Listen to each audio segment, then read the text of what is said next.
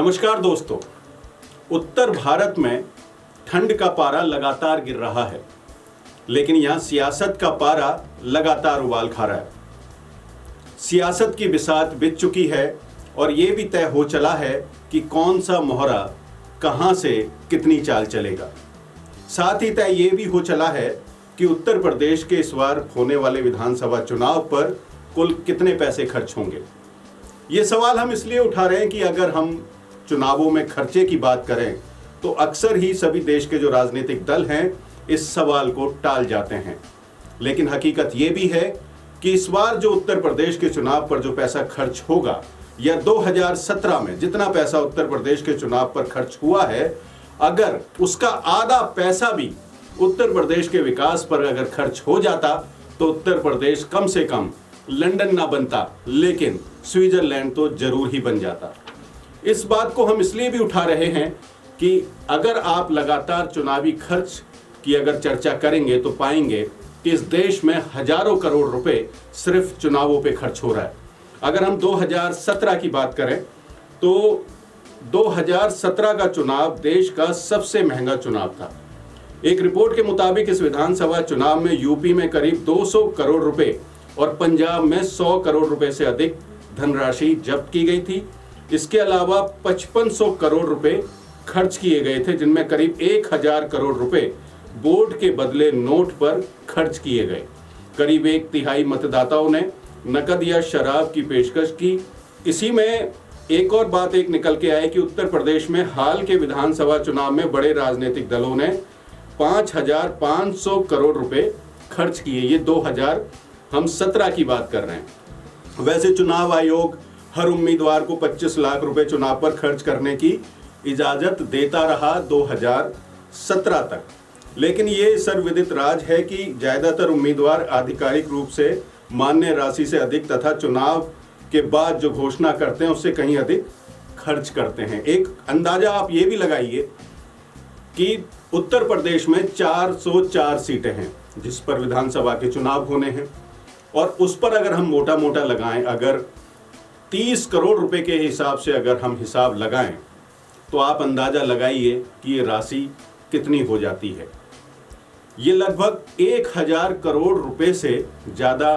की राशि हो जाती है, जिससे साफ ये अंदाजा लगाया जा सकता है कि चुनाव पर कितना पैसा खर्च होता है और उससे चुनाव से जो चुनाव में पैसा उम्मीदवार खर्च करते हैं उसकी वो भरपाई कैसे करते होंगे। अक्सर ये बात आती है कि चुनाव के बाद जो कुछ नेता हैं वो एक दल को छोड़ के दूसरे दलों में शामिल हो जाते हैं या जहां जिसकी सत्ता बनने की उम्मीद होती है वहां चले जाते हैं। अक्सर ये सवाल भी होता है कि नेताओं के ऊपर ये सवाल लगाया जाता है कि जब वो विधानसभा में जब वो आया था या वो मंत्री बना था तो उसके पास 5 करोड़ 10 करोड़ रुपए थे, लेकिन इसी 5 साल में उसकी जो संपत्ति है वो 50 करोड़ हो जाती है, 100 करोड़ रुपए हो जाती है। वो होता कैसे है? उसके पीछे असली वजह यही है कि चुनाव के दौरान जो उम्मीदवार हैं वो पैसों का इंतजाम करते हैं। वो पैसा कहाँ से आता है? वो पैसा जो टेंडर भरते हैं, जो व्यापारी होते हैं, जो उनके आसपास के जो सेठ होते हैं, वो पैसे उन्हें वो फाइनेंस करते हैं और उसके बदले में उनकी भी कुछ मांग होती हैं। ये सवाल हमेशा मीडिया के माध्यम से और पत्रकारिता के माध्यम से ये लगातार ये सवाल उठते रहे हैं कि जो पैसा है, अगर उम्मीदवार इतने पैसे खर्च करते हैं तो वो पैसा कहाँ कहाँ से आता है। कई बार ये सवाल भी उठा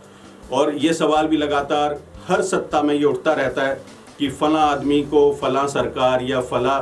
नेता खास तौर पे सपोर्ट करते हैं। उसमें अडानी, अंबानी और टाटा और तमाम दुनिया भर के नाम वो नाम शामिल हैं जिनकी बातें, चर्चाएं हम हर रोज़ मीडिया के माध्यम से, अखबार, टेलीविज़न और सोशल मीडिया के माध्यम से हम सुनते और समझने की कोशिश करते रहते हैं। तो ये जो पैसा है, जो चुनाव में जो पैसा खर्च होता है, मोटा मोटा ये मान के चलिए कि ये पैसा वहीं से आता है जिनके ऊपर अक्सर जो विपक्ष के जो नेता होते हैं वो सवाल खड़ा करते हैं, और वही पैसा जब विपक्ष पर लगता है तो सरकारें बदलती भी हैं। आप इस बात को इस तरीके से समझिए, जब अडानी ने जब बीजेपी को सपोर्ट करना स्टार्ट किया ये बात अगर हम 2012 के बाद की बात करें, अडानी और अंबानी ने जब बीजेपी को सपोर्ट करना आरंभ किया और स्टार्ट किया, तो उसके बाद बीजेपी धीरे से सत्ता में आ गई। उससे पहले ये सवाल टाटा के ऊपर लगा, जब टाटा कांग्रेस को सपोर्ट करते थे या उस समय की जो मौजूदा सरकारें थीं उन्हें वो सपोर्ट करते थे। जब उन्हें वो सपोर्ट करते थे तो उन लोगों की सरकारें आती थी और उन्हें खास तरह के लाभ मिलते थे। अब ठीक ऐसा ही इस मौजूदा सरकार में है, या आने वाली सरकारों में भी ऐसा देखने को मिलेगा कि फलां नेता एक खास आदमी के पक्ष में कुछ फैसले ले लेता है। ये हमारे देश की सबसे बड़ी समस्या यही है कि चुनाव के दौरान इतना पैसा खर्च करने की जो परंपरा है वो हमारे इस पूरे चुनाव के जो सिस्टम में वो अंदर तक, भीतर तक घुस चली है कि उसके अलावा जो नेता हैं या जो चुनाव लड़ते हैं वो बगैर पैसे खर्च किए वो चुनाव जीतने की बात सोच ही नहीं पाते। यहाँ मुझे एक बात और याद आ रही है, हमारे एक सीनियर हुआ करते हैं प्रशांत टंडन जी, वो हमें बताया करते थे जब हम पत्रकारिता की पढ़ाई कर रहे थे और उनके अंडर में हम ट्रेनिंग कर रहे थे, तो उस दौरान उन्होंने एक वामसेफ का एक बहुत बढ़िया उदाहरण दिया था। वो कहा करते थे कि जब बीएसपी जब नई पार्टी हुआ करती थी और माननीय काशीराम उस पार्टी को आगे बढ़ाने का काम कर रहे थे, तो उस समय जनता पार्टी, कांग्रेस और ये तमाम तरह की पार्टियां अपने अपने चुनाव प्रचार किया करती थीं। तो बीएसपी के पास बहुत सारे पैसे नहीं हुआ करते थे और क्योंकि दलित वंचितों की पार्टी थी, उन्हीं के उत्थान और विकास के लिए इस पार्टी की नींव रखी गई थी, तो उसमें ऐसे ही लोगों को शामिल किया गया था और उनके पास पैसे भी नहीं थे। तो जो कांशीराम जी थे, जहाँ कहीं भी कांग्रेस की, उस समय जनता पार्टी जो बाद में बीजेपी बनी, और दूसरे जो बड़े जो राजनीतिक दल थे, जब उनकी रैलियां वहाँ हुआ करती थीं तो वो अपनी साइकिल से उन रैलियों के बीच में चले जाया करते थे और अपने पर्चे लोगों को दिया करते थे। अब उसका असर ये होता था कि उस रैली में जो आए हुए जो लोग थे, जो ज़्यादातर गरीबी होते थे, दलित, आदिवासी, ओबीसी, मुस्लिम हुआ करते थे, अब वो उस नेता को कम सुना करते थे और माननीय काशीराम जी के द्वारा जो पर्चे और जो मुद्दे जो उठाए गए थे उन्हें वो ज़्यादा ध्यान से पढ़ा करते थे। और धीरे धीरे बीएसपी आगे बढ़ती चली गई और एक समय ऐसा आया जब बीएसपी उत्तर प्रदेश की जो सत्ता है उसका निर्धारण करने लगी। मायावती मुख्यमंत्री बनी और उसके बाद एक लंबा इतिहास बीएसपी का उत्तर प्रदेश में रहा और अभी भी बीएसपी एक स्ट्रांग पार्टी के रूप में उत्तर प्रदेश में मौजूद है। तो ये एक बगैर पैसे की फाइट